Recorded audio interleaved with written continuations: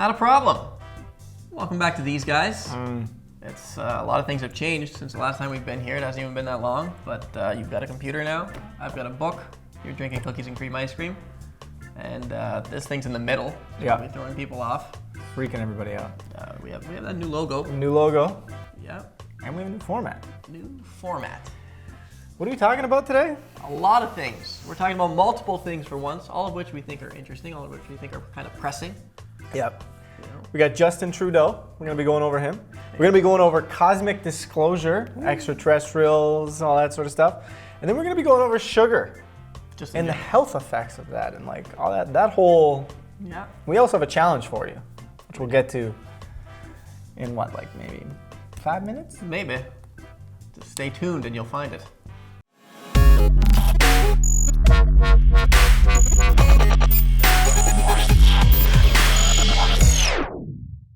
All right, so right off the top, we got a timer here. Basically what's gonna happen is we got 2 minutes per topic with a 1 minute rebuttal from the other person.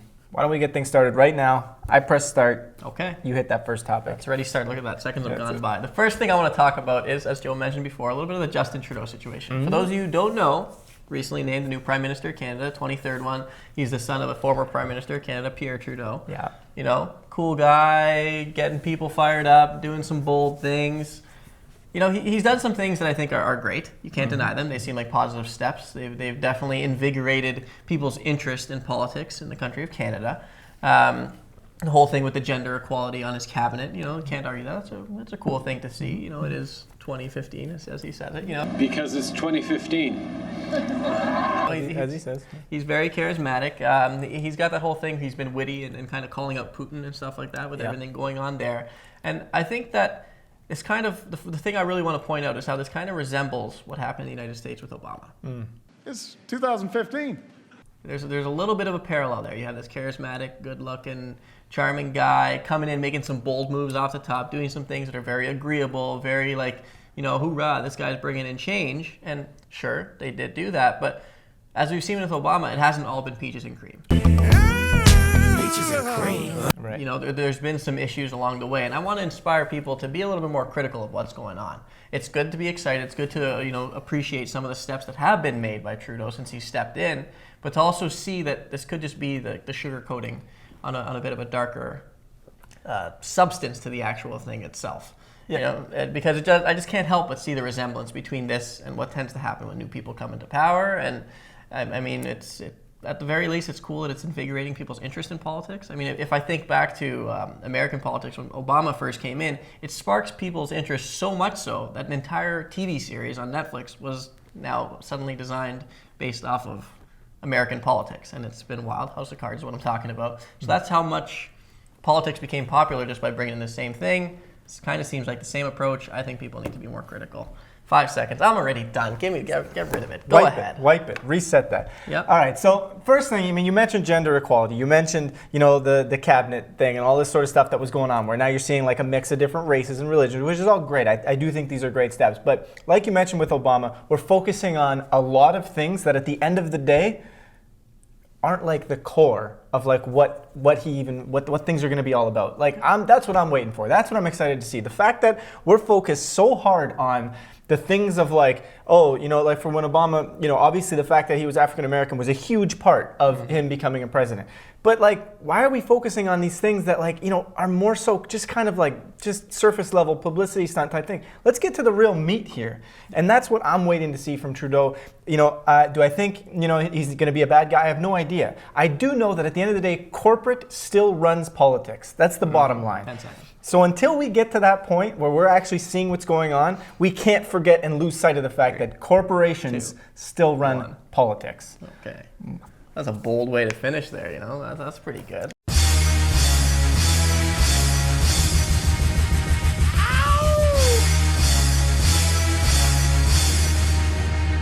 Yeah! That's all. You know, that goes right into...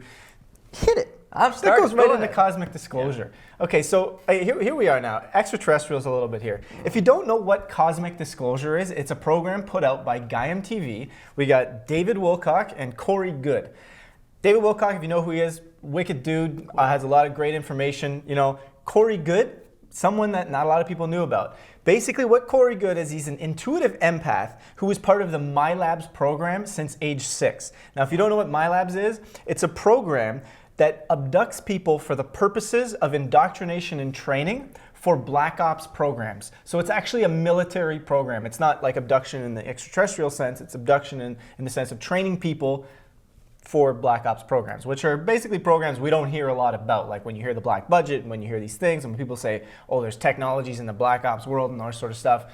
You know, these are things like, for example, free energy's been a technology that's been in the Black Ops world for a really, really long time, but here we're kind of still hammer and nail, like pretending it doesn't exist. You just blew my mind. Anyway, so what's really interesting about this whole thing is this guy has been a part of this program, developing his abilities, and he's talking a lot about the ICC, which is the International Corporate Conglomerate, or sorry, the Interplanetary Corporate Conglomerate, which is this whole idea that in space, on like Mars and on the moon and all these other planets, there's actually a whole corporate agenda that's already playing out.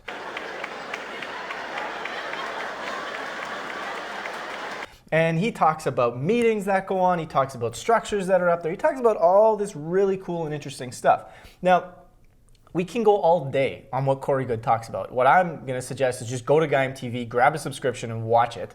But in reality, what I wanted to hit here is the fact that this stuff is becoming so popular and the fact that it's becoming like super big right now is part of this evolution that I think humanity is going through. We are, and I know I only have 7 seconds. I'm going to throw the flag right off the top. I'm throwing the flag. Even knock down the flag. I need another 30 seconds on this. That's fine. That's fine. The fact that humans are so interested in extraterrestrials right now, I believe is like an evolutionary part of what's happening to us. We are starting to open up to the fact that we need or are interested in, from a conscious perspective, connecting with other planetary beings because of the fact that that is part of our next step of evolution. We've been playing on this planet for a real long time. We've learned a crap ton, but there's people and other beings out there that we can play with, and I think that's what all this interest is leading towards. Joe. That's what it's leading towards. Shut up. That was enough. They didn't want to hear any more, although that was very powerful. Get me going on my rebuttal right here. I'm going to get you to start that timer. Hit it. Okay? My rebuttal is actually along the same lines. It's not really a rebuttal. It's kind of in support of what's going on here. Because I think whether it takes a series like Cosmic Disclosure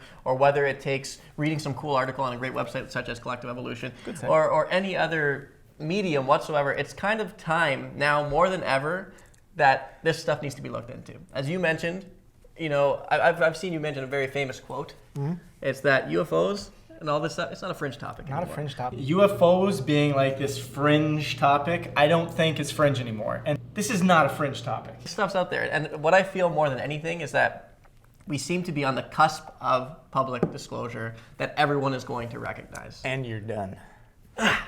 No, wait, you have... I have a minute. You have a minute. He's cut me out. He's taking my time. I'm like, how did I feel like I was done already? We're on the cusp. I'm getting a 5-second penalty for that one. All right, fine. You can't do that. You know what you can't do about that. Anyway, so I think we're on the cusp of cosmic disclosure. So whatever it takes to get out there. I mean, we're talking about prominent people. We had Nassim Haramein talking about how we need to start thinking galactically. Deepak Chopra recently had the opportunity to interview him. He was talking about we got to start thinking super galactically, every galactically that you want to call it. It's time to think about that stuff because this stuff is that pressing. Thank you. Even with your interference, Boom. I still dealt with that. Drops the mic. Drops it. Mic dropped. Hello from the outside. At least All right. The last one. That's you now. I will. I want to talk about sugar. Starting that clock right there. What this is inspired by, it's actually inspired by a gentleman, watched the video about it, wrote an article about it. His name was Sasha Harlan from lifehunters.tv. This guy embarked on a mission to give up sugar and alcohol, complete consumption of them, for an entire month. Now, this guy's journey was interesting because the most interesting part to it is how it mentally messed him up off the top. That was the most difficult part. We're all addicted to these things, addictions that we probably don't even realize. So it was mentally tough. At the beginning, this guy was struggling. Didn't know what to consume, didn't know how to handle the cravings that he was going through, but he toughed it out, went through it, and over that 1 month, not only did he see drastic physical improvements, we're talking about some of the major measures of your physical health, is, what was it? Today, Junior? Whatever it was. His weight, his blood pressure, his cholesterol levels all improved drastically. That was awesome to see. But his mentality towards sugar consumption completely shifted. By the end of it, he saw how nonsensical a lot of those cravings were. A lot of things that he once felt that he needed to taste, he needed to have, that he was missing, suddenly felt nonsensical to put in his mouth. Suddenly felt like, how am I even consuming this? Right? As he drinks his cookies and cream ice cream melted every single morning. Joe Martino. No, but, and this is something that is touched upon in both of our lives. I'll talk about myself first. Ever since seeing the movie Fed Up, as well as having conversation with people around this office, I've been more conscious about my own sugar consumption. And I've been more conscious about how much I'm consuming every day, trying to minimize it, having days where I'm really trying to even have near zero. And you can feel the health difference. You can feel even the energetic difference. And people think that sugar is something that's going to energize you or give you that boost, when ultimately you take it away and suddenly the boost really kicks in. You know, so I wanted to bring this up to pose people a challenge. That even if you're not ready to give up a month of it, like Sasha Harland was, to at least start monitoring your sugar consumption. Be aware of how much you're consuming, and try to at least one day a week bring it to at least a near zero level and see how you feel when you're going with that. That's my challenge for the people of this populace watching the show. I'm done. He's done.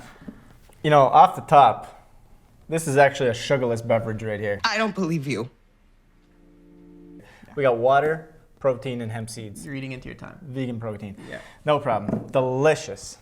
No sugar. No sugar. What do I even want to talk about? Okay, well, when you're saying sugar, there's one little misconception that I think goes around a lot, and perhaps we're going to learn this years down the road when we continue to do research, but up to this point. Now, people look at fruit and they freak the F out, essentially is what happened. Like, oh my God, a banana has this much fruit, this, that, whatever, la da da da. You know, we have a guy in our office here who's actually terrified of eating fruit sometimes because he thinks there's too much sugar. The bottom line is, when you isolate sugar and you don't have enough fiber to go with it, what ends up happening is you get excess sugar, your liver ends up taking it, it doesn't know what to do with it, the capacity is full, and it turns it into fatty acids, which return to the bloodstream, which go to areas of your body, your stomach, your butt, your breasts, your hips, all these sorts of things, and become fat. So sugar in that sense makes you fat. However, when you're eating sugar in whole forms, like in fruit, so you consume the entire fruit, you are not having the same excess problems, because what ends up happening is the fiber and the sugar. I can fucking throw my towel, give you an extra 30 seconds. Keep going. The fiber and the sugar end up breaking things down in such a way that it allows the slow release of the sugar into the body, so that it's not turning into like a workhorse machine for your liver going like, oh my God, I can't process all this. So don't be so concerned about the sugar you're eating from whole fruits. If you're having fruit juice, which is just the juice, I would be a little more concerned about that. But look at the packages you're reading. You'll see like 18 grams of sugar on like a freaking granola bar. Or like, you know, you have a can of Coke and it's 36 grams. Just end it. Just end it. Just done. I will never again on this show, I promise you, throw a towel to help him. Because I just felt like being generous. It's the first time we're introducing the towels. It's also an important topic. It is an important topic. What he was getting at there was something I think was of great value. So I gave it to him. I never want to do that again. That's fine. But that's that. That was, Finally, yes. we have cats and cucumbers. Yes. Okay. No now, timer on this. No timer on this. We're just going to quickly go through this because people they think cats are terrified of cucumbers. Tell me, has someone ever snuck up on you and you didn't know they were there, and then you turned around and you got scared? Yes. Probably about a dozen times a week. That's all that's happening with the cats and cucumbers. The owner places the cucumber, cat has no idea what the hell's going on. They turn around, woohoo! Yeah. And the next thing you know, the cat's scared. You could put a rock, you could put a lemon, you could put a friggin' pillow, you could put another cat, you could put a cheese sandwich. The cat's gonna be terrified no matter what if it doesn't know what's there and suddenly it's right beside it. So let's just end that right there. But I do want to say that for as long as that whole little idea continues to go viral, it's great to purchase stocks in cucumber producing companies Exactly. and make some, because people are going to do it. That's it. It's all about the cucumbers. Cucumber sales probably rose at least by 20% last week. At least. That's been these guys. These guys. New format, new logo. format. Same two guys. Here we are. See you next week. Peace. Nipples. Nibbles, drinking cookies and cream, ice cream, melted. Yeah. Just trying to find a good spot. So just Not a problem.